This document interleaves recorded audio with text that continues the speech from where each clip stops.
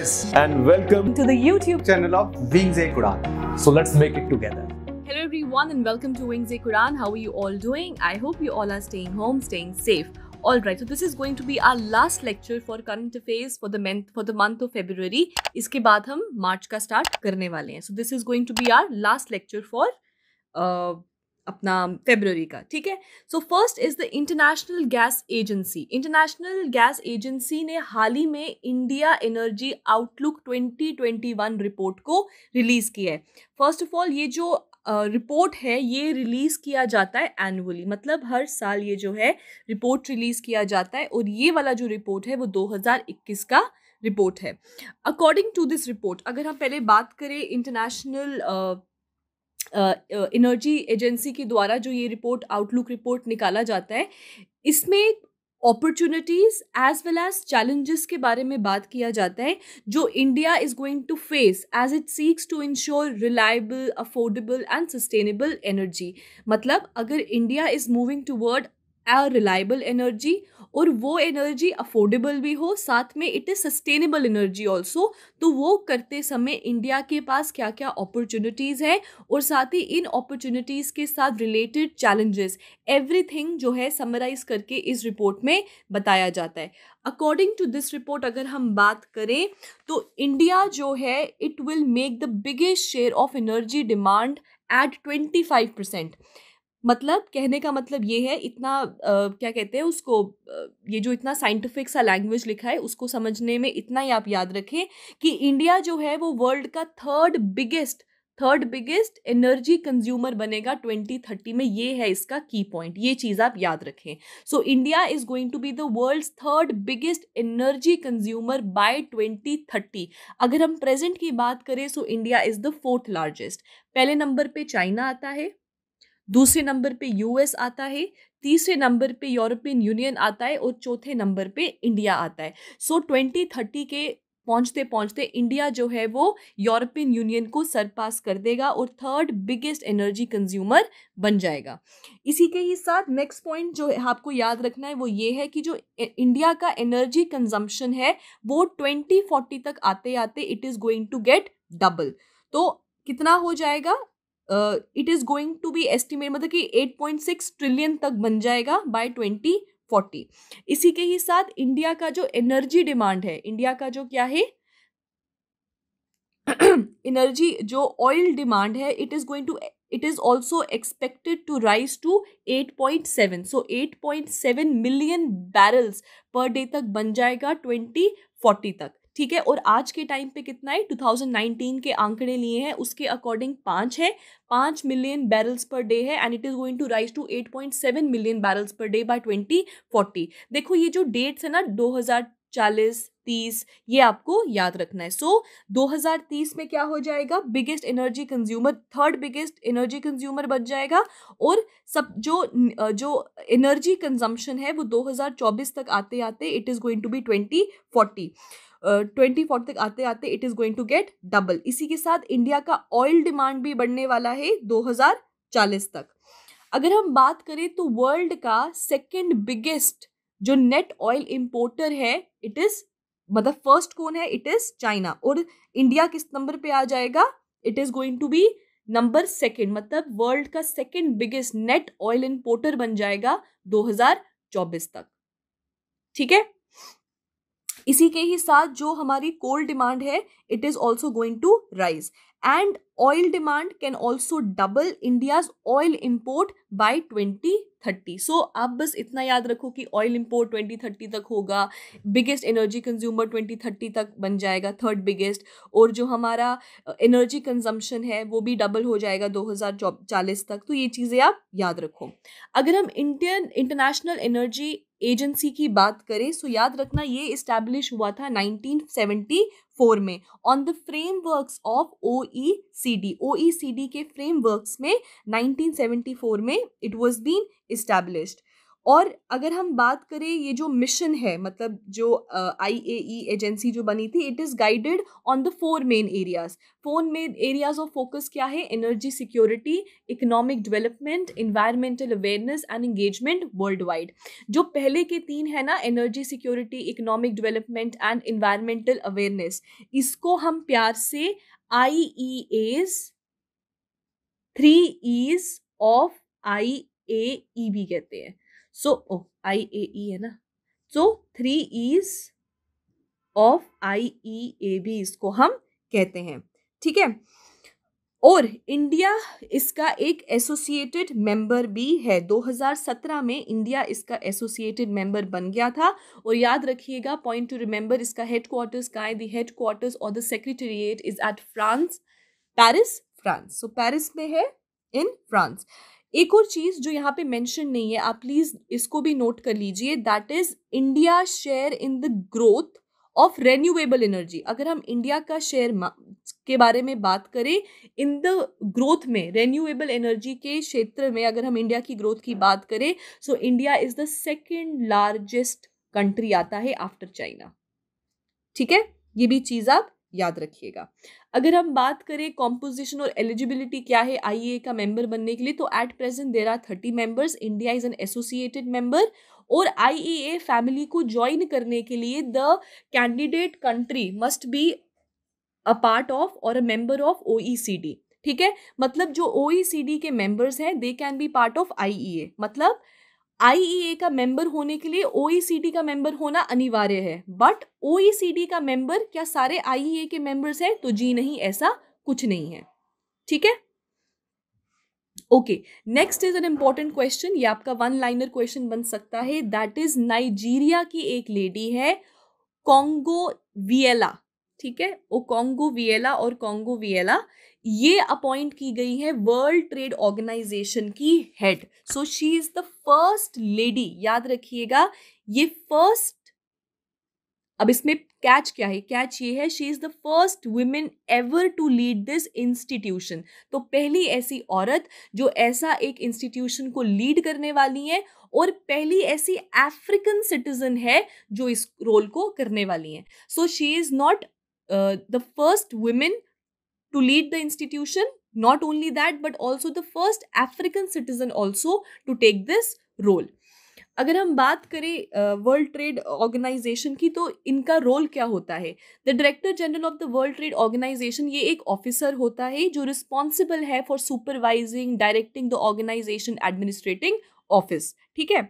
ज़्यादा इसमें याद रखने की ज़रूरत नहीं है। वर्ल्ड ट्रेड ऑर्गेनाइजेशन के बारे में कुछ हम फैक्ट्स याद कर लें। सबसे पहले तो where are the headquarters? The headquarters are at Geneva, Switzerland. 1 liner direct question. So WTO का हेडक्वार्टर कहाँ है? They are at Geneva, Switzerland. So जब ये WTO इस्टेब्लिश हुआ था 1995 में, बेसिकली इसने रिप्लेस किया था, किसको रिप्लेस किया था? GATT को रिप्लेस किया था, जो बना था 1946 में। सो 1946 में बना आपका GATT, that is general agreement on trade and tariff, और इसको रिप्लेस करके 1995 में आपका वर्ल्ड ट्रेड ऑर्गेनाइजेशन बन गया था। और फॉर्मली ये कब स्टार्ट हुआ था? ये जो है आपका जनवरी 1, 1995 में अंडर द माराकेश एग्रीमेंट, इस एग्रीमेंट का भी नाम याद रखिए, ये बना था। और क्या इसका इंडिया मेंबर है? तो याद रखिएगा, India is the founding member of WTO, ठीक है। WTO की बात करें, it is headed by the ministerial conference. Ministerial conference इसको हेड करता है, जो डेली ऑपरेशंस वगैरह को कैरी आउट करता है। अब अकेला तो वो नहीं कर सकता। सो इसके अंडर 3 एडमिनिस्ट्रेटिव बॉडीज हैं, जिसमें आपका जनरल काउंसिल आता है, डिस्प्यूट सेटलमेंट बॉडी आता है, एंड ट्रेड पॉलिसी रिव्यू आपका बॉडी आता है। अब WTO के अंडर आपका क्या है? इंटेलेक्चुअल प्रॉपर्टी काउंसिल भी है। तो वो किसके अंडर आता है? वो आपका जनरल काउंसिल के अंडर आता है। सो जस्ट इन केस आपको पेपर में आए कि IPC, that is the intellectual property council, तो वो किसके अंडर आता है? वो जनरल काउंसिल के अंडर आता है, जो एक एडमिनिस्ट्रेटिव बॉडी है WTO का, ठीक है। चलो, next up we have are the UN peace keepers. Recently India ने गिफ्ट किया है 2 lakh vaccine doses to the UN peace keepers. और ये किसने अनाउंस किया था? It was announced by the external minister. ये फरवरी की न्यूज़ है, दैट इज एस जयशंकर। उन्होंने सिक्योरिटी काउंसिल में जब ओपन डिबेट हुआ था तो उन्होंने कहा था कि हम लोग जो यूएन के द्वारा 2020 में रेजोल्यूशन 2532 पास किया गया था उसके अंडर हम ये चीज़ करने वाले हैं। What is UNSC resolution 2532? तो इट वाज, इन्होंने कहा था कि जो भी मतलब the demands as a general immediate cessation, that is जो भी हॉस्टिलिटीज चल रही हैं इन द कंट्रीज उसको एकदम से रोक दिया जाए। एंडिंग और been brought to an end of all the hostilities, ये एजेंडा था आपका रेजोल्यूशन 2532 का। और ये किसके द्वारा था? It was by UN security council. क्यों था यूएन सिक्योरिटी काउंसिल? क्योंकि जो आपके पीस कीपर्स होते हैं ना, ये basically they come under your UNSC. तो कभी भी जब ये पीस कीपर्स कहीं जाते हैं, कुछ भी करते हैं, so it is by the UNSC. ठीक है। अगर हम पीस कीपर्स की बात करें तो याद रखिएगा, देखो पीस कीपर्स हाल ही में भी न्यूज़ में रहे हैं क्योंकि इनके बजट के बारे में कुछ बात चल रही थी और इनका जो बजट है वो फेल हुआ था क्योंकि इनको भी पैसा चाहिए काम करने के लिए। तो इसीलिए पीस कीपिंग जो है आपका फरवरी में भी न्यूज़ में रहा है और हाल ही में भी पिछले महीने भी न्यूज़ में रहा है। अगर हम पीस कीपर्स की बात करें, इनको प्यार से क्या बुलाया जाता है? दे आर कॉल्ड एज, कहाँ लिखा? यहाँ लिखा है, ये देखिए, ब्लू बेरेट्स और द ब्लू हेलमेट्स। इनको हम ब्लू बेरेट या ब्लू हेलमेट्स के नाम से भी जानते हैं क्योंकि जो इनके सर पे टोपी होती है that is the बेरेट, it is light blue in colour. और इसमें सोल्जर्स होते हैं, पुलिस ऑफिसर्स होते हैं, सिविलियन पर्सनल्स होते हैं जो कहाँ से आते हैं? आपके मेंबर कंट्रीज वॉलंटरी बेसिस पे उनको भेजती है। और इनका काम ये नहीं होता है कि वहां जाके लड़ाई झगड़ा करना, ये लड़ाई झगड़ा नहीं करते, वहां पे जो है जितना हो सके वहां पे पीस को मेंटेन करते हैं, बट इन सेल्फ डिफेंस ये जो है मार वगैरह भी सकते हैं। अब जो पीस कीपिंग मिशंस होता है they are authorised by the UN security council, इसलिए यूएनएससी की बात हो रहा है। ठीक है। और पैसा भी चाहिए, काम कर रहे हैं, मुफ्त में तो होगा नहीं। सो कहाँ से पैसा आता है? द पैसा comes from the UN member states. तो यूएन मेंबर स्टेट्स जो है वो सारी की सारी इसमें पैसा देती हैं। According to the UN charter, every member state is legally obligated, उनको लीगली ऑब्लिगेट किया जाता है कि उनको अपना रिस्पेक्टिव शेयर जो है वो पीस कीपिंग में देना ही देना है। सो ये कहाँ लिखा गया? ये यूएन चार्टर में लिखा गया है। अगर हम बिल्कुल डिटेल में बात करें तो article 17 of the charter talks about that every member state is legally obligated to pay their respective share for peacekeeping. ठीक है। And I told you member states जो हैं वो वॉलंटरी बेसिस के ऊपर अपने पीस कीपिंग फोर्सेस भेजती हैं, जिसमें आपके सिविल सर्वेंट्स भी हो सकते हैं, सिविलियन स्टाफ भी हो सकता है, आपके police, soldiers, everybody can be there. UN peace keeping जो होता है they are guided by 3 basic principles. उनके 3 बेसिक प्रिंसिपल्स होते हैं। Number 1 consent of the parties, number 2 impartiality, and number 3 like I told you non use of force. ये force का इस्तेमाल नहीं कर सकते एक्सेप्ट अगर जिस काम के लिए गए हैं उस मैंडेट में वो चीज़ मेंशन किया गया है या फिर ऐसा कोई बात आ गई है जब उनको सेल्फ डिफेंस में फोर्स का इस्तेमाल करना पड़ेगा, otherwise they can not use forces. ठीक है। नाउ क्वाड मीटिंग हाल ही में भी न्यूज में रही है, अभी कुछ दिन पहले का ही न्यूज है। ठीक है। सो क्वाड मीटिंग की बात किया जाए, सो क्वाड मेंबर्स जो है they recently in February they all came together for a ministerial meeting.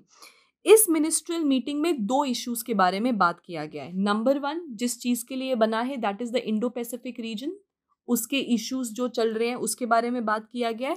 और नंबर 2 जिसके बारे में बात किया गया है इज द कू जो म्यांमार में हुआ था।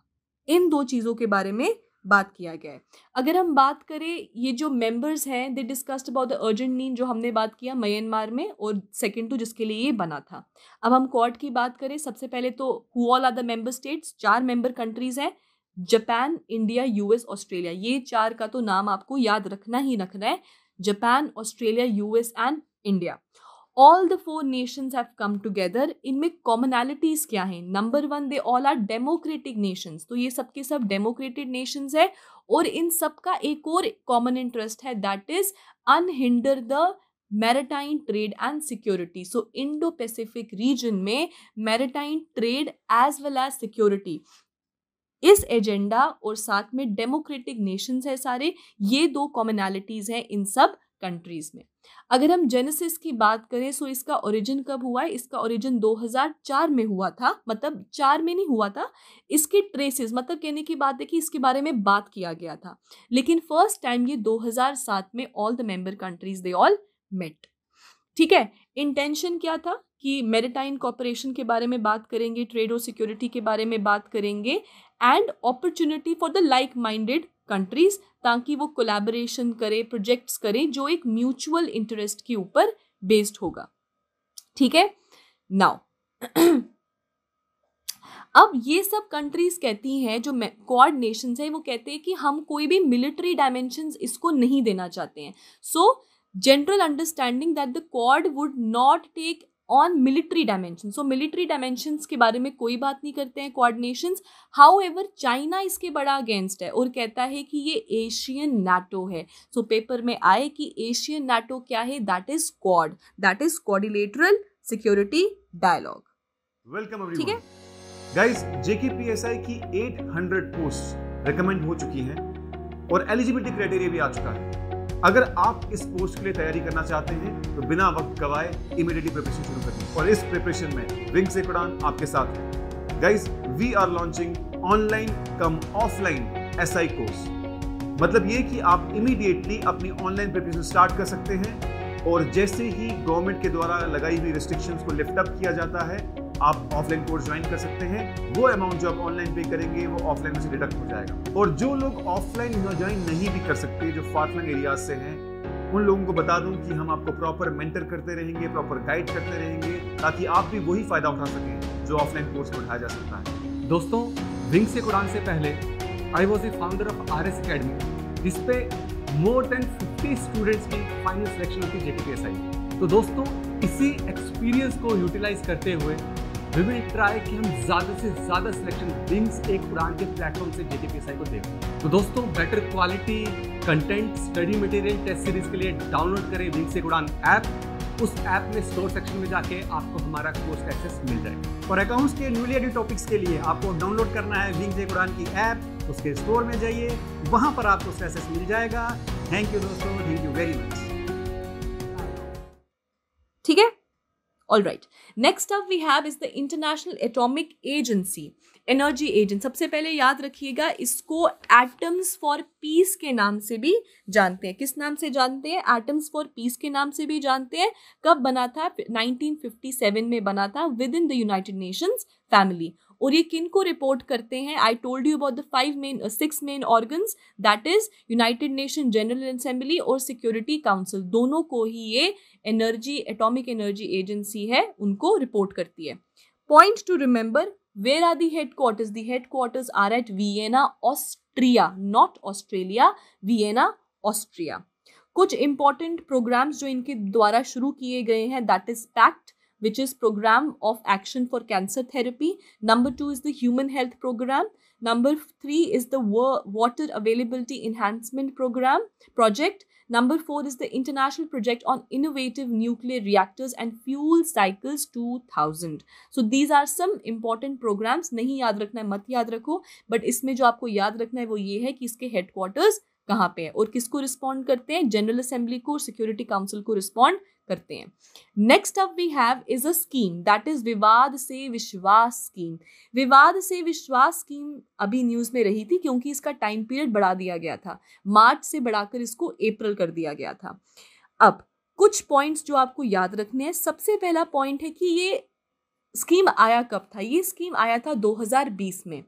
कब आया था? जब फाइनेंस मिनिस्टर निर्मला सीतारमन ने बजट 2020 प्रेजेंट किया था फरवरी में, 13 फरवरी आई बिलीव। उस टाइम पे उन्होंने ये विवाद से विश्वास स्कीम को इंट्रोड्यूस किया था। नाउ फाइनेंस मिनिस्टर के द्वारा था, so it talks about taxes. ठीक है, अब Here what you need to remember is which taxes it talks about. There are two types of taxes, that are the indirect taxes and the other is the direct tax. तो ये बात करता है direct tax के बारे में. देखो direct tax क्या होता है, आपका इनकम टैक्स, कंपनी का टैक्स, फिर आपका जो एक इंडिविजुअल या एक कंपनी पे करता है, that is the direct tax. अब क्या होता है, कभी कभी जो इंडिविजुअल्स होते हैं या कंपनीज होती हैं वो टैक्स देने में इंटरेस्टेड नहीं होती हैं. वाई? क्योंकि वो कहते हैं कि हम टैक्स क्यों दें, जबकि अगर हम टैक्स नहीं देंगे तो गवर्नमेंट के पास पैसा नहीं आएगा, तो गवर्नमेंट कैसे अपना ग्रोथ करेगा. तो ये वाला जो स्कीम आया था इसमें कहा गया था जो हमारा टैक्स डिस्प्यूट है उसको ख़त्म करो, और अगर आप 31 मार्च से पहले अगर अपने टैक्सेस को पे कर देते हो तो आपके ऊपर कोई भी लिटिगेशन, दैट इज़ कोई भी लॉ के अंडर कोई एक्शन नहीं लिया जाएगा, और साथ ही साथ आपके ऊपर कोई भी इसका एक्स्ट्रा इंटरेस्ट भी आपको नहीं भरना पड़ेगा. ठीक है. So it was the objective was to reduce pending income tax litigation, generate timely revenue for the government, क्योंकि हम जब टैक्स भरते हैं so it is a revenue for the government, ताकि वो हमको क्या कर सके, हमारी कंट्री के लिए कुछ प्रोजेक्ट्स को इंट्रोड्यूस करें और बेनिफिट प्रोवाइड करें. ठीक है. और ये वाला जो स्कीम है इट हैज़ बीन वेरी क्या कहते हैं उसको, बहुत अच्छा रहा है ये स्कीम, और इस स्कीम ने बहुत एंड किए हैं, बहुत लिटिगेशंस और लीगेंसी डिस्प्यूट्स अंडर द, याद रखिएगा ये डायरेक्ट टैक्स के लिए है. ठीक है, not for the indirect tax. ठीक है. All right, what all else you need to remember. हाँ, एक और पॉइंट जो आप इसमें याद रख सकते हैं, इट इज़ दिस कि इससे पहले भी बहुत स्कीम्स आई थी, जैसे कर विवाद समाधान स्कीम जो 1998 में आया था, 2016 में आया था आपका direct tax dispute resolution scheme. But in दोनों schemes they did not yield much productivity, मतलब इनसे ज़्यादा कोई हमको फ़ायदा नहीं हुआ. हाउएवर ये वाला जो स्कीम है ना, it has received a overwhelming response. तो इसलिए विवाद से विश्वास जो है स्कीम आपका, इट बिकम्स इम्पॉर्टेंट. ठीक है. All right. Another point, another topic is move to privatize bank. Why is the proposal and what is the concern? Budget के दौरान जो फाइनेंस मिनिस्टर है उन्होंने बोला कि हम प्राइवेटाइज करने की बात कर रहे हैं to more PSU banks. What is PSU banks? Public sector banks, जो पब्लिक के अंडर आते हैं उनको हम, और 2 बैंक्स को हम प्राइवेटाइज करने की बात करेंगे. However the name of the 2 banks were not been told, but 2 PSU banks को हम प्राइवेटाइज करेंगे. अब ये लिखा हुआ है, आप जब इसका PDF डाउनलोड करेंगे तो आप उसमें पढ़ सकते हैं. मैं आपको सिर्फ इसका मतलब समझाने वाली हूँ. हुआ क्या है, इन्होंने बोला है कि जो पब्लिक बैंक्स हैं, मतलब जो गवर्नमेंट बैंक्स हैं, उनके NPAs बढ़ते जा रहे हैं, मतलब जो नॉन परफॉर्मिंग एसेट्स हैं वो बढ़ते जा रहे हैं, जिसके चलते गवर्नमेंट के जो बैंक्स हैं वो प्रोवाइड नहीं कुछ कर पा रहे, पर उनके ऊपर बर्डन बहुत ज़्यादा बढ़ता जा रहा है, जिसके रीजंस कैन बी अलॉट. जो वहाँ पे वर्कर्स हैं, जो क्या कहते हैं, जो इनके अंडर जो ऑफिसर्स काम कर रहे हैं, या जो काम वाले इनके बंदे होते हैं, वो they are not very productive, वो इतने अच्छे से काम नहीं कर रहे हैं, जिसके चलते it is become a higher level of stressed assets. ठीक है. सो स्ट्रेस असेट्स बढ़ते जा रहे हैं एज कंपेयर टू असेट्स. ठीक है. 2 तरीके का होता है, लाइबिलिटी एंड योर असेट. जब जैसे कि मैंने किसी को लोन दिया, अब मैंने पैसा दिया, वो मेरा एसेट बन गया क्योंकि मुझे उससे पैसा मिलेगा विद इंटरेस्ट, बट उस बंदे के ऊपर तो लाइबिलिटी है ना. अब क्योंकि मुझे उससे पैसा नहीं आ रहा, तो जो चीज़ पहले मेरा असेट था वो मेरी लाइबिलिटी बन जाएगी, मतलब मेरे लिए एक स्ट्रेस असेट बन जाएगा, एक ऐसा असेट जो अब मेरे लिए स्ट्रेस बढ़ गया. अगर हम बात करें प्राइवेट और पब्लिक बैंक्स में, तो प्राइवेट बैंक्स में स्ट्रेस एसेट्स कम है as compare to the public banks. तो इसीलिए इस चीज़ को कम करने के लिए उन्होंने क्या कहा है कि हम 2 और ऐसे पब्लिक सेक्टर बैंक्स हैं जिसको हम क्या करने वाले हैं, प्राइवेटाइज करने वाले हैं. ठीक है. And what was the issue? The issue was compare to the private bank, जो पब्लिक सेक्टर बैंक्स हैं वो नॉन परफॉर्मिंग एसेट्स उनके बढ़ते ही जा रहे हैं, जिसकी वजह से स्ट्रेस एसेट्स हैव बीन जो है वो बढ़ते जा रहे हैं. ठीक है. अब अगर हम नेशनलाइजेशन ऑफ के बारे में बात करें, जो प्राइम मिनिस्टर इंदिरा गांधी थी, उन्होंने 1969 में डिसाइड किया to nationalise 14 largest private banks, और इसका आइडिया था to align the banking system with the socialist approach. ठीक है। अगर हम प्रेजेंट डे की बात करें कि कितने PSUs हैं या पब्लिक सेक्टर बैंक्स हैं, तो कोई 12 आपके जो हैं पब्लिक सेक्टर बैंक्स रह चुके हैं। ठीक है। 2 कमिटीज जो इसके साथ जुड़ी हुई हैं, तो याद रखिएगा, it is the Narasimha committee and the other is the PJ Naik committee. तो इन दोनों का नाम आप याद रखें, पेपर में आएगा। नरसिम्हा कमिटी तो याद रखिएगा रिलेटेड टू द ये आपका नेशनलाइजेशन ऑफ बैंक से रिलेटेड है, और PJ नायक कमिटी भी इसके साथ रिलेटेड है। Next up we have is the square kilometre array. अब याद रखिएगा, अब ये आपकी साइंस एंड टेक के साथ जुड़े हुए सवाल हैं। अब जो square kilometre array observatory council है, उन्होंने अपना फर्स्ट मीटिंग जो है वो कंडक्ट किया। अगर पेपर में आपको डायरेक्टली पूछा जाए कि ये किसके साथ रिलेटेड है, तो याद रखिएगा ये रिलेटेड है for the establishment of the world's largest radio telescope. So आपको ऑप्शन में रेडियो टेलीस्कोप, ऑप्टिकल टेलीस्कोप ऐसे ऐसे पूछ सकते हैं, तो आपको याद रखना है कि ये वर्ल्ड का लार्जेस्ट रेडियो टेलीस्कोप बनाने के बारे में बात कर रहे हैं।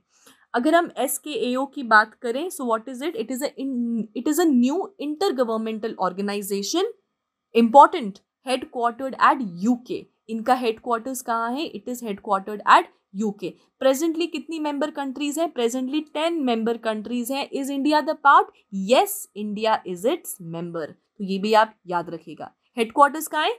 UK में इसके हेडक्वार्टर्स हैं। अगर बात किया जाए व्हाट आर रेडियो टेलीस्कोप, तो radio telescopes unlike the optical telescope, radio telescopes जो है वो इनविजिबल गैस को भी डिटेक्ट कर सकते हैं। इसीलिए ये जो एरियाज ऑफ स्पेस है उसमें कॉस्मिक डस्ट वगैरह उन सबको बेटर रिवील कर सकते हैं। फर्स्ट रेडियो सिग्नल की बात करें, so it was detected by Karl Jansky in 1930s। ठीक है। Now here is a term called as cosmic dust. So what is the cosmic dust? Cosmic dust basically consist करता है of many tiny particles जो solid material के होते हैं, which are floating all around the space in between the stars as well. ठीक है। अगर हम SKA टेलीस्कोप की बात करें, तो जब ये टेलीस्कोप बन जाएगा, जिसको बहुत टाइम लगेगा, it is going to take nearly a decade. यहाँ देख रहे हैं, the completion will take nearly a decade. ठीक है। तो अभी ये बना नहीं है, इसको इस्टेब्लिशमेंट की बात किया गया है। The telescope is going to be the largest radio telescope in the world. So याद रखिएगा, square kilometre array is going to be the largest radio telescope. Paper में पूछ सकते हैं। एक तो सिंपली टेलीस्कोप भी आ सकता है, और अगर आपको रेडियो, ऑप्टिकल ऐसा दिया होगा तो आपको रेडियो पर टिक मार कर आना है। अब जब ये बन जाएगा तो ये कहाँ रखा जाएगा? ये अफ्रीका और ऑस्ट्रेलिया के ऊपर रखा जाएगा। मतलब it is going to be located in Africa and Australia, right. Next up is an important topic, that is the Hope mission. अब अगर हम होप मिशन की बात करें, तो ये UAE का पहला मिशन टू मार्स है, और इसी के ही साथ UAE बन जाती है फर्स्ट अरब कंट्री जो इस तरह का मिशन जो है वो कैरी फॉरवर्ड करने वाली है। सो first Arab world nation which is going to conduct the first interplanetary mission which is on Mars। तो अगर आपको होप मिशन आएगा, पहला पूछ सकते हैं कौन से प्लैनेट के ऊपर है, तो जी मार्स के ऊपर है।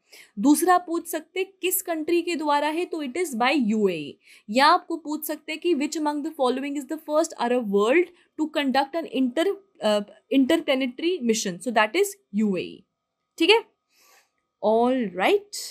अब हम तो क्या क्या है? It is expected to reach Mars on Tuesday, मतलब क्योंकि हम फरवरी की न्यूज़ पढ़ रहे हैं। बट आप याद रखिएगा, ये जो होप मिशन है ये अनाउंस किया गया था, मैं क्या बोल रही हूँ, अनाउंस किया गया था 2015 में, और हाल ही में उसने सक्सेसफुली एंटर कर दिया है in the orbit of Mars.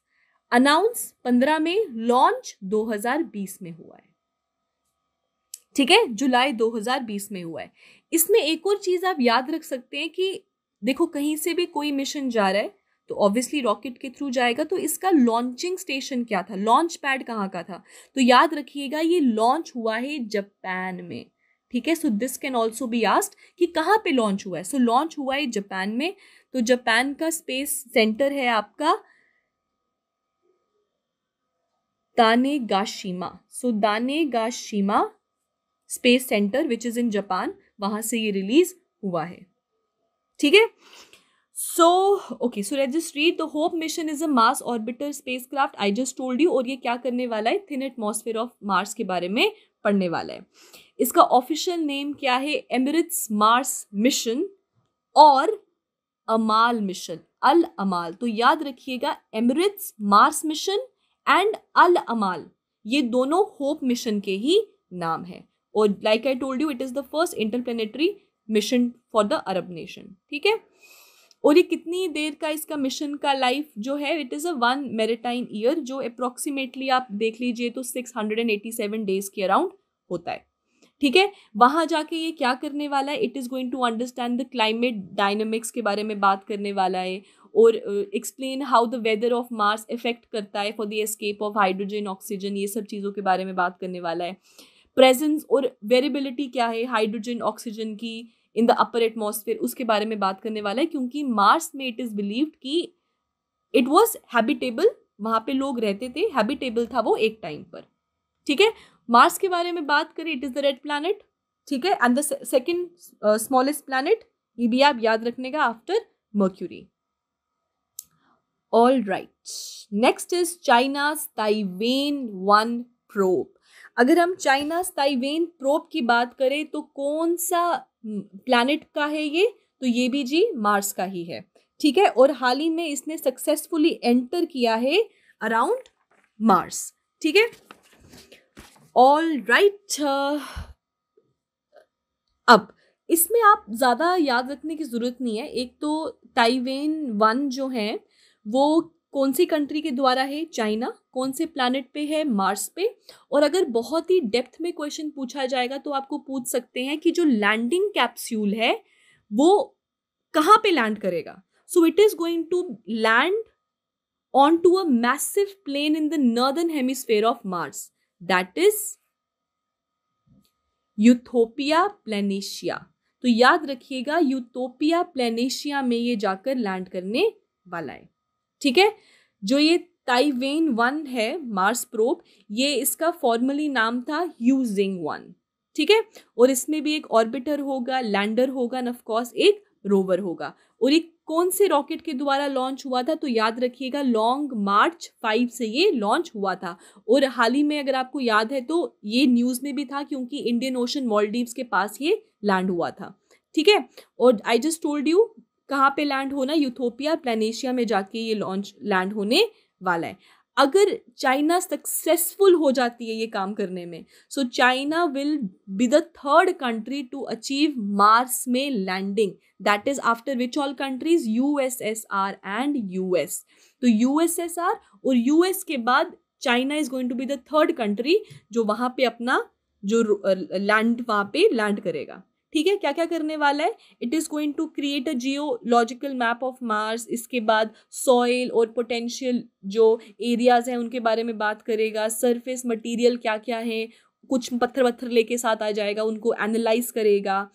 फिर सरफेस क्लाइमेट कंडीशंस के बारे में बात करेगा. ये सब चीज़ें जो है वो बात करने वाला है. ठीक है.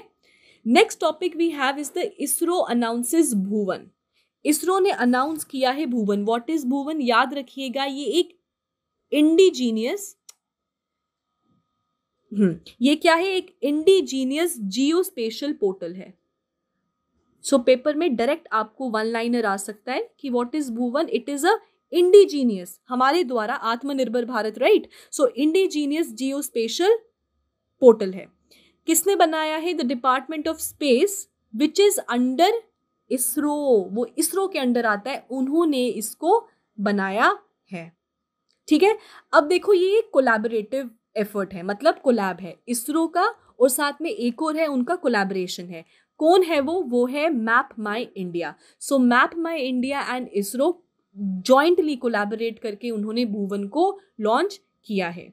ठीक है. और इसको हम क्या बोलेंगे? It is going to be called Bhuvan, VEDAS and MOSDAC. ये तीनों ही इनके नाम हैं. और इसमें क्या क्या करेंगे? जो जॉइंट ये कर रहे हैं, क्यों कर रहे हैं? ताकि इनको एक जियोस्पेशियल पोर्टल मिले जिसमें ये ऑब्जर्वेट करें डेटा सेट्स को. और वो कहाँ से आएंगे? नेविक से आएंगे, वेब सर्विस से आएंगे और एपीआई से आएंगे. That is the application programming interface.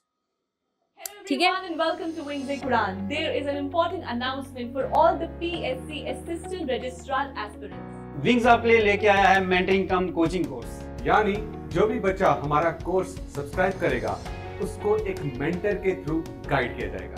Guys, mentoring का मतलब कि आपको एक particular faculty member properly guide करता रहेगा थ्रू आउट द प्रिपरेशन। उसके साथ साथ video course, study material, MCQ sessions all will be included in this course. Guys, faculty members सारे वही होंगे जो पीएससी और यूपीएससी के एग्जाम्स को ऑलरेडी फेस कर चुके हैं, जिन्होंने मेंस लिख रखा है, जो इंटरव्यू स्टेज तक पहुंच रखे हैं। So all those people who are guiding you have already been through this exam. ये कोर्स विंग्स लेकर आ रहा है नॉर्थ इंडिया की सबसे बड़ी ऐप पे, धुरीना ऐप।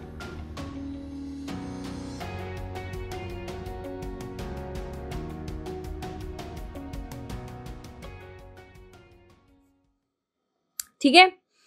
अगर हम वेदास की बात करें तो फुल फॉर्म क्या है? इट इज, इतना ही याद रखो, visualisation of earth observation data and archival system. किसके अंडर आता है? ये जो भुवन है उसके साथ ये रिलेटेड है। Next is मॉस्टैक। मॉस्टैक इस क्या फुल फॉर्म क्या है? Meteorological and oceanographic satellite data archival centre.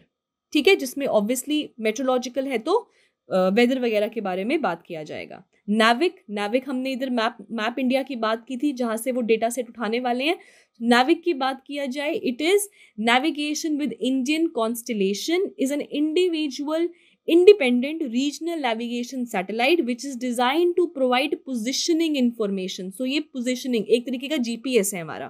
ठीक है, कहाँ पे प्रोवाइड करेगा? ऑब्वियसली इंडिया का इंडिपेंडेंट है तो इंडियन रीजन को प्रोवाइड करेगा, और जो इंडियन मेन लैंड है उसके 1500 किलोमीटर की पेरिफेरी को ये पूरा का पूरा कवर करेगा, और उसी को यूज करेगा आपका Bhuvan which is a geospatial portal. NavIC जो है वो 2 टाइप ऑफ सर्विसेज हमको प्रोवाइड करता है। Number is the standard positioning service, that is the GPS, उस तरीके का, and number 2 is the restricted service, जो मोस्टली क्या होता है? इनक्रिप्टेड होता है। ठीक है, all right. Next up we have is NASA's Perseverance. पहली बात, नासा के द्वारा बनाया गया है ये। ठीक है, नासा के द्वारा लॉन्च किया गया है। नासा का फुल फॉर्म क्या है? It is national aeronautics and space administration. ठीक है, और ये किस के जगह पे जाने वाला है? Again it is going to go on Mars. Launched on July 2020 and it is expected to touch down on Mars at, याद रखिएगा, जो आपका ताइवेन 1 है वो यूथोपियन प्लानेशिया पे लॉन्च होने वाला है। ये किसको टच करेगा? ये जेरेजो क्रेटर को टच करेगा। ठीक है, सो पेपर में अगर डिफिकल्टी लेवल ज़्यादा होगा सो आपको यूथोपियन प्लानेशिया इसके बारे में दे देंगे, तो याद रखिएगा जब अगर नासा का वाला आएगा तो आपको जेजेरो क्रेटर के ऊपर टिक मारना है। ठीक है, ऑल राइट। अब इसके ऑब्जेक्टिव क्या है? ये जो इतना बड़ी कहानी लिखी है, अब इसको उसमें पढ़ लेना पीडीएफ में, मैं आपको भाषा में समझा देती हूँ, लेमैन भाषा में। ये जो प्रोजेक्ट है या जो ये मिशन है, इसको हम नासाज मार्स 2020 भी कहते हैं। नासाज मार्स 2020 के नाम से भी जानते हैं। ऑब्जेक्टिव ये है एक बेटर अंडरस्टैंडिंग हो जियोलॉजी ऑफ मार्स की, इसी के ही साथ एंशिएंट हैबिटेबिलिटी। आपको मैंने क्या बोला कि यहाँ पे हैबिटेबल एरिया था मार्स में, तो जो एंशिएंट हैबिटेबिलिटी थी उसके बारे में ये पढ़ने की बातें करते हैं। ठीक है, ओके। इसी के ही साथ it is going to be fueled by electrical power by using heat of plutonium radioactive decay। so जो इसमें फ्यूल यूज होगा वो किसके द्वारा, कौन सी होगा use? it is going to use the heat of plutonium radioactive decay। ठीक है, और ये किसके बारे में है? ऑब्वियसली मार्स के बारे में ही है।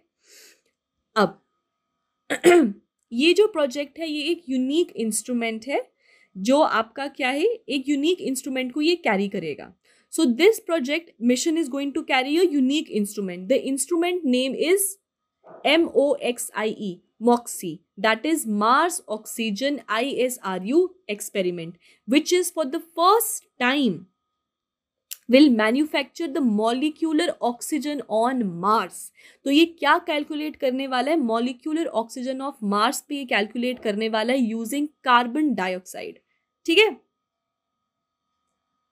और साथ ही में एक तो ये यूनिक सा मॉक्सी नाम का इंस्ट्रूमेंट कैरी करेगा और साथ ही में ये एक इंजेन्यूटी कैरी करेगा. That is what, that is the first ever helicopter to fly on Mars. तो जस्ट इमेजिन नासा कहाँ पहुंच गया है.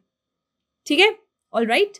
Next up we have is ethanol as an alternate fuel. So हाल ही में एथेनॉल को एज एन ऑल्टरनेट फ्यूल के बारे में बात किया जा रहा है. गवर्नमेंट प्रमोट कर रहा है कि एथेनॉल को यूज करें as an alternate fuel. Petrol use करते हैं हम, रिप्लेस नहीं करेगा पेट्रोल को, पेट्रोल के साथ ब्लेंडिंग किया जाएगा. ठीक है, इसमें पेट्रोल के साथ इसको ब्लेंड किया जाएगा और 2030 तक ऐसा माना गया है या टारगेट सेट किया गया है कि 20% तक जो एथेनॉल है वो पेट्रोल के साथ ब्लेंड किया जाएगा. कब तक? 2030 में ये टारगेट सेट किया है कि उसके बाद जो फ्यूल होगा that is going to be ethanol and your petrol. ठीक है, अब ये 2030 के आंकड़े हैं, 2022 का भी आंकड़ा है. 2022 तक 10% तक होगा. सो 2022 तक 10% तक एथेनॉल ब्लेंडिंग होगा और 30 तक आते आते 20% तक एथेनॉल ब्लेंडिंग हो जाएगा. अब एथेनॉल की बात करें तो एथेनॉल कहाँ से प्रोड्यूस होता है? तो याद रखिएगा, it is produced from sugar cane and water grain based materials. जिनमें भी स्टार्च कंटेंट ज्यादा होता है ना, जिनमें भी स्टार्च कंटेंट ज्यादा होता है ना, उनको यूज किया जाता है for ethanol production. That is sugar cane, maize, wheat etcetera. However mainly हम लोग इसको प्रोड्यूस करते हैं फ्रॉम शुगर केन. ठीक है जी. अब what is the primary focus? The primary focus is कि जो एथेनॉल मॉलिक्यूल्स होते हैं they contain oxygen and oxygen is required for proper combustion. तो वो कहते हैं कि अगर ये इसमें ऑक्सीजन होगा तो एक फ्यूअर एमिशंस होंगे, क्योंकि अच्छे से पूरा का पूरा कंबशन हो जाएगा, फ्यूअर एमिशन होंगे और हम एक क्या कहते हैं उसको सस्टेनेबल एनवायरनमेंट की तरफ हमारा एक कदम होगा. इसी के ही साथ एथेनॉल प्राइमरीली कहाँ से बन रहा है? शुगर केन से बन रहा है. तो शुगर केन कहाँ से? मेन सोर्स ऑफ एनर्जी क्या है for sugar cane? That is sun, right? Plant से बन रहा है ना. So that is it is harnessing power from the sun. So ethanol is going to be considered as a renewable form, क्योंकि solar energy is a renewable energy, तो ethanol will be a renewable fuel. ठीक है? All right. Next up we have is the World Wetland Day. World Wetland Day की बात करें तो हर साल 2 फरवरी को मनाया जाता है as the World Wetland Day. ठीक है? अब हाल ही में 2021 में भी इसको मनाया गया और इसमें एक एनिवर्सरी क्या मनाई गई है, क्योंकि ये 1971 में रामसर जगह जो ईरान में है वहाँ पे कन्वेंशन आया था. तो इसीलिए हम 1971 2 फरवरी से इसको मनाते आ रहे हैं और 71 से लेके 2021 it is going to complete 50 साल. सो इस बार इनका 50 साल का जुबली या एनिवर्सरी मनाया गया है. What does this wetland day talks about? Okay, first चीज आप याद रखना कि इस बारी का थीम क्या है. The theme was wetland water. ठीक है, wetland water was the theme for 2021, जो 50 साल की एनिवर्सरी को भी कमनरेट करता है. इसी के साथ वेटलैंड्स जो हैं वो करंटली प्रोटेक्टेड है under different designations. That is Ramsar conventions on wetlands, फिर आपका मैन एंड बायोस्फीयर रिजर्व्स है, प्रोग्राम है. सो इन सब के अंडर इनको हम कंजर्व करने की बात करते हैं. वेटलैंड होता क्या है? देखो, it is formed of 2 word. Wet मतलब पानी, लैंड मतलब जमीन. सो ऐसा एरिया जहां पे water bodies they meet land, that is called as a wetland. तो वहां पे क्या क्या चीजें होती हैं? वहां पे आपकी मैंग्रोव्स होते हैं, मार्शेस होते हैं, पीट लैंड हो सकता है, रिवर, लेक और मेनी अदर वाटर बॉडीज जहां डेल्टास बन रहे हैं, फ्लड प्लेन्स बन रहे हैं, स्वैम्प्स बन रहे हैं, they all come under your wetland. Now, why are wetlands crucial for a healthy planet? The reasons are many. पहला चीज याद रखना, अगर हम अर्थ की लैंड की बात करें so wetlands cover only 6% of the earth's land. But 6% का एरिया कवर करने के बावजूद, आप सुनो, 40% का वर्ल्ड स्पीशीज यहीं पर ही ब्रीड करता है. इनको नर्सरीज ऑफ लाइफ कहते हैं, क्योंकि 40% ऑफ एनिमल ब्रीड कहाँ करते हैं? वेटलैंड्स में करते हैं. इनको किडनीज ऑफ द अर्थ भी कहते हैं, क्योंकि ये एनवायरनमेंट को क्लीन रखते हैं और पॉल्यूशन फ्री रखते हैं. इनको मैटर ऑफ क्लाइमेट चेंज भी माना जाता है, क्योंकि ये अपनी रूट्स में या अपने प्लांट्स में 30% का लैंड बेस्ड कार्बन को स्टोर करके रखते हैं. तो अगर ये खराब होंगे तो when the carbon is going to come out, carbon से क्या होगा, ग्लोबल वार्मिंग को इन्हांसमेंट मिलेगा। इसी के ही साथ ये मिनिमाइज करते हैं डिजास्टर रिस्क। देखो सिंपल लॉजिक है, जो आपके प्लांट्स हैं सॉइल को बांध कर रखते हैं अपने पास, राइट। सो जब कभी भी स्टॉर्म या कुछ आएगा, अगर रास्ते में आपके प्लांट्स वगैरह आएंगे तो वो स्टॉर्म को आगे बढ़ने नहीं देंगे। So they are going to absorb the storm surge as well. So they indirectly they are going to minimize the disaster risks as well. ठीक है, ओके इसमें वेटलैंड इंडिया के बारे में नहीं बताया। ऑल राइट, अगर हम वेटलैंड इंडिया के बारे में बात करें, हाल ही में it has been in news. India जो है उसके पास रिच वेटलैंड है विद फेमस बायोडाइवर्सिटी। अगर हम हाल ही में बात करें, this has been in news क्योंकि हमने 46 जो है Ramsar sites, that is what wetlands जो है इंडिया में हो चुकी हैं। मतलब इनिशियली दिसंबर में 42 थी और 4 अब और ऐड हो गई हैं। 4 नए के बारे में अगर मैं बात करूं तो it is Bhindawas wildlife sanctuary which is in Haryana, Sultanpur national park in Haryana, Thol lake in Gujarat and Bandhavan in Gujarat. So these are the 4 new which has been added. ठीक है, तो अब कहाँ पहुंच गए हैं हम लोग? हम पहुंच गए हैं 46 रामसर साइट्स इन इंडिया में। ठीक है, next is about the world sustainable development summit. तो हाल ही में क्या हुई है, आपकी 20th एडिशन हुआ है आपका वर्ल्ड सस्टेनेबल डेवलपमेंट समिट का। अब इसका थीम क्या था, जो आपका वर्ल्ड सस्टेनेबल डेवलपमेंट है उसका थीम था, लिख लीजिए, redefining our common futures, redefining our common futures, safe and secure environment for all. मतलब कॉमन फ्यूचर, क्योंकि हम सबका फ्यूचर कॉमन है। अगर एक जगह पे कोई प्रॉब्लम आ रहा है तो उसके रेपरकशन क्लाइमेट चेंज जो है वो जगह दूसरी पर भी देखने को मिलेंगे। So it is redefining our common futures and safe and secure environment बनाना है फॉर ऑल। इस समिट की बात किया जाए, so it is a annual flagship summit जो टेरी के द्वारा इवेंट जो है वो कैरी फॉरवर्ड किया जाता है। TERI stands for the energy and resource institute. कहाँ पे है इसके headquarters? The headquarters are at New Delhi.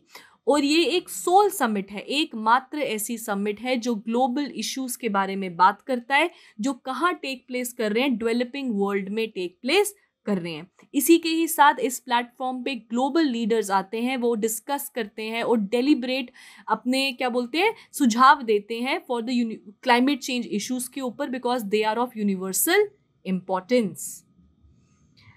इसी के साथ ये लॉन्ग टर्म सॉल्यूशंस के बारे में बात करते हैं to benefit the global community. ठीक है, हाँ ओके। अगर हम बात करें टेरी के बारे में, so the energy and resource institute, it is a leading think tank which is dedicated for research for sustainable development in India and global south. ये इस्टेब्लिश हुआ था 1974 में। नाउ इसमें एक चीज़ याद रखिएगा, जब ये 1974 में बना था ना, ये फॉर्मली इट वाज नॉट टेरी, अभी इसको TERI कहते हैं, इसको फॉर्मली या पहले कहा जाता था टाटा एनर्जी रिसर्च इंस्टीट्यूट। तो इसको क्या कहते थे? टाटा एनर्जी रिसर्च इंस्टीट्यूट के नाम से हम इसको जानते थे, और 1974 में the name was change to TERI. Alright, next up we have is the P Jal सर्वेक्षण।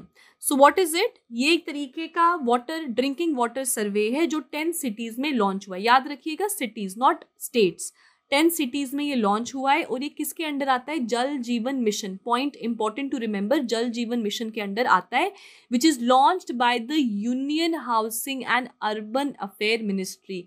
गलती से मिनिस्ट्री ऑफ जल शक्ति मार्क करके मत आ जाना, it is union housing and urban affair ministry.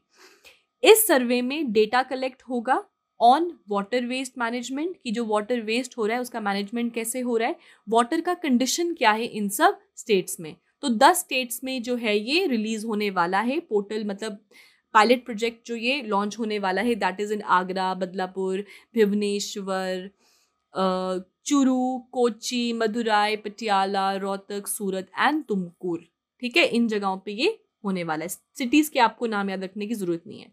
अगर हम जल जीवन मिशन की बात करें, इट वाज लॉन्च्ड इन 2019, ठीक है।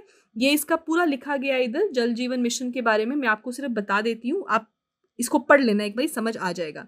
जो ये जल जीवन मिशन था, इट वाज लॉन्च्ड इन 2019, ठीक है।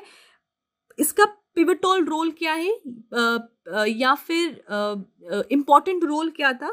It aimed at providing portable water, ठीक है, पोर्टेबल वाटर प्रोवाइड करने के बारे में बात किया था थ्रू फंक्शनल वाटर टैंक्स। सो जो फंक्शनल वाटर टैंक्स है उनके द्वारा हाउस होल्ड टैप्स है, टैप नल का, ठीक है, उनको कनेक्शन प्रोवाइड करेंगे और वहां से पोर्टेबल वाटर जो है वो आएगा by what? By 2024. So this is what you need to remember. ठीक है। Next up we have is the carbon watch. याद रखिएगा, चंडीगढ़ ऐसी पहली state, however it is what? It is a union territory. अच्छा, एक और चीज मैं ना इसमें let's go back to this Jal Jeevan mission का जो ये आपका ये सर्वेक्षण है, इसमें याद रखिएगा जो ये आपका जल जीवन मिशन है ना अर्बन, इसका फंडिंग कैसे किया जाता है, ये भी आपको शायद पेपर में पूछ लिया जाए।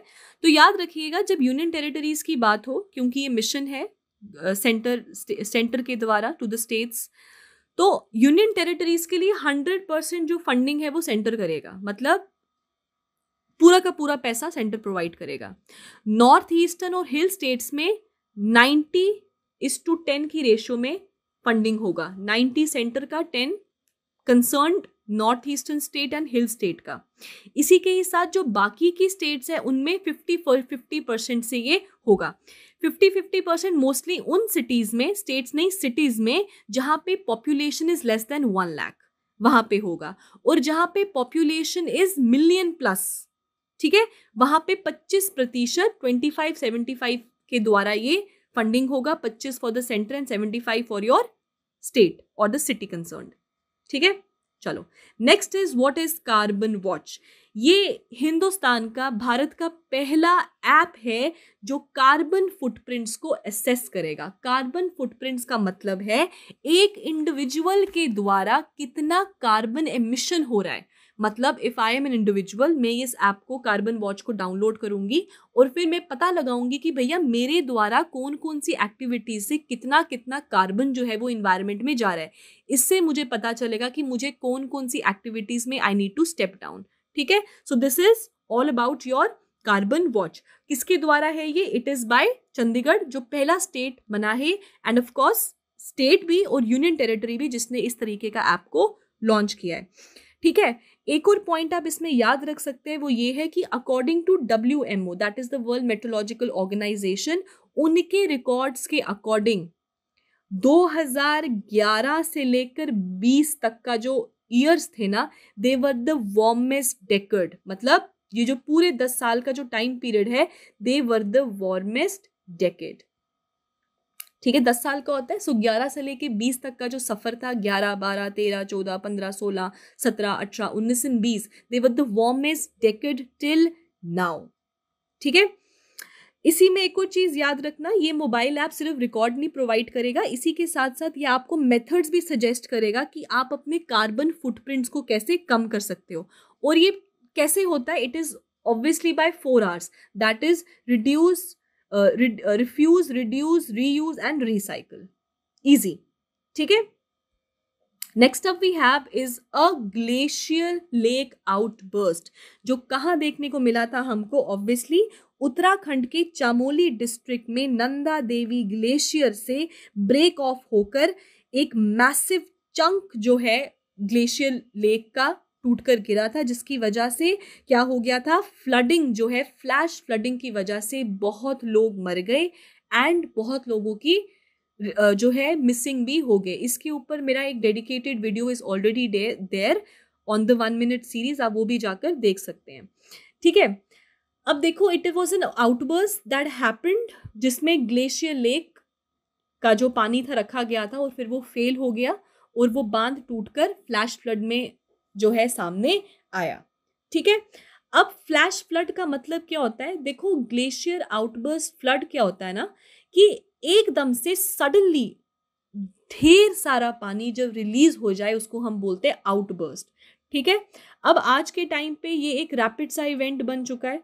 ठीक है, अब क्या होता है ना, जब कभी भी बर्स्ट होता है तो अब ग्लेशियर, पहले तो ग्लेशियर लेक्स क्या होती है, ग्लेशियर्स पिघलते हैं तो जो उनका पानी है वो कहाँ पे इकट्ठा होता है, लेक्स में या डिप्रेशंस में जाके इकट्ठा हो जाता है और फिर उन छोटी छोटी जगहों को हम बोलते हैं ग्लेशियर लेक्स।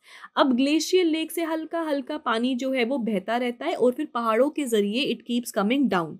तो जब वो नीचे आता है तो साथ में सिल्ट, विटामिन्स, मिनरल्स, इतना कुछ न्यूट्रिशन लेके आता है अपने साथ, राइट। जब कभी भी बहुत पानी आ जाए या ये बांध टूट जाए, अब ये वाला पानी जो गवर्नमेंट होती है या जो स्टेट्स होती है वो कहीं कलेक्ट करती हैं, जिनको हम डैम्स कहते हैं। अब कभी भी जब इनमें आउटबर्स्ट हो जाए, बहुत सारा पानी आ जाए और ये डैम का बांध टूट जाए तो फ्लैश फ्लड के साथ इट रिजल्ट्स, क्योंकि जब ये नीचे पानी आता है तो सिर्फ पानी नहीं लाता है, साथ में सेडिमेंट्स भी लाता है, बोल्डर्स भी लाता है, रॉक्स भी लाता है, so it is even more destructive. और हाल ही में नंदा देवी ग्लेशियर में ये ग्लेशियर आउटबर्स्ट हुआ था, चिमोली डिस्ट्रिक्ट ऑफ उत्तराखंड। तो याद रखिएगा, नंदा देवी ग्लेशियर की अगर हम बात करें so it is the second highest mountain in the world in India. And कहाँ पे है ये, नंदा देवी माउंटेन्स में है और ये सब second highest mountain in the world है, इन इंडिया है sorry, and it is after Kanchenjunga. ठीक है, अब कंचनजंगा जो है वो बॉर्डर पे है इंडिया और नेपाल का, जबकि जो आपका ये नंदा देवी है ये होली सोली इंडिया में ही पड़ता है। ठीक है, alright, so this was about today. एक और चीज़ आपको मैं बता दूं इसमें कि अगर आपको पूछा जाए कि हाल ही में कौन सी ऐसी स्टेट है जिसने 100% tap water connection to schools को अचीव किया है, क्या अचीव किया है, 100% tap water connection in schools. ठीक है, दैट इज तेलंगाना। ठीक, सो या दिस वाज अबाउट फेब्रुअरी के हमने करंट अफेयर्स डिस्कस कर लिए हैं। In the next lecture we are going to talk about the current affairs of month March. Thank you guys and have a nice day. Stay home, stay safe and keep preparing. Thank you.